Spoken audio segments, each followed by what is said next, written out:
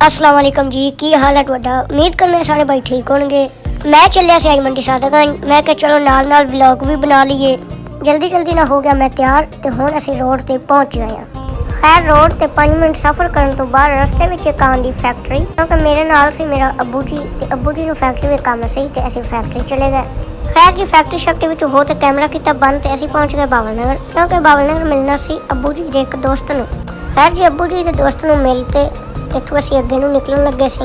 इत्थे 10 मिनट साह कड्ढा, क्योंकि मोटरसाइकिल ते बंदा थक जांदा है। ਅਸੀਂ ਲਾ ਲੀਆਂ ਜੀ ਐਨਕਾਂ ਸ਼ਨਕਾਂ ਤਾਂ ਕਿ ਮੋਟਰਸਾਈਕਲ ਤੇ ਰਸਤੇ ਵਿੱਚ ਮਿੱਟੀ ਨਾ ਪਵੇ। ਹੁਣ ਜੀ ਇੱਥੋਂ ਅੱਗੇ ਕਰਤਾ ਸਫ਼ਰ ਸ਼ੁਰੂ। ਅੱਗੇ ਜੀ ਅੱਧੇ ਘੰਟੇ ਦੇ ਸਫ਼ਰ ਕਰਨ ਤੋਂ ਬਾਅਦ ਸਾਨੂੰ ਦੁਬਾਰਾ ਥਕਾਵਟ ਹੋ ਗਈ। ਅਸੀਂ ਫਿਰ ਮੋਟਰਸਾਈਕਲ ਠੱਲਾ ਤੇ ਸਾਸ਼ਾ ਕਰਨਾ ਸ਼ੁਰੂ ਕਰਤਾ। ਇੱਥੋਂ ਅੱਗੇ ਹੋ ਗਿਆ ਜੀ ਟੁੱਟਾ ਹੋਇਆ ਰੋਡ ਸ਼ੁਰੂ। ਇੱਥੇ ਜੀ ਸਾਨੂੰ ਜਾਣਾ ਵੀ ਪੈਣਾ ਸੀ ਆਸਤਾ ਆਸਤਾ।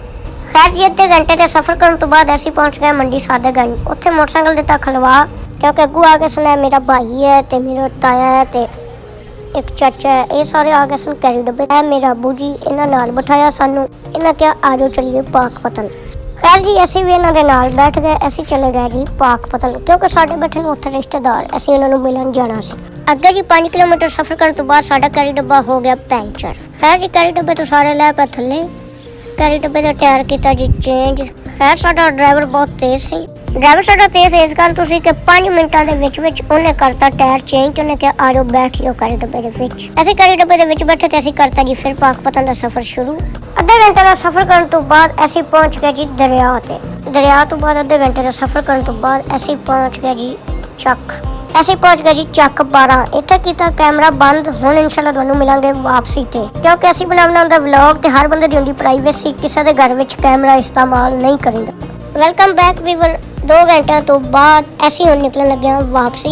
मोबाइल होने लगा मेरा बंद, क्योंकि आईफोन की बैटरी है लो। तो इंशाल्लाह तुहानू मिलांगे घर जाके। Welcome back viewer. असी पहुंच चुके हैं घर। टाइम हो गया रात 1 का, क्योंकि असी उत्थे हो गए सी काफ़ी लेट। असी तुहानू मिलांगे हुण अगले व्लॉग विच। कैमरा करन लगे बंद। अगर साडा व्लॉग अच्छा लगा हो चैनल नू जरूर सबसक्राइब करना।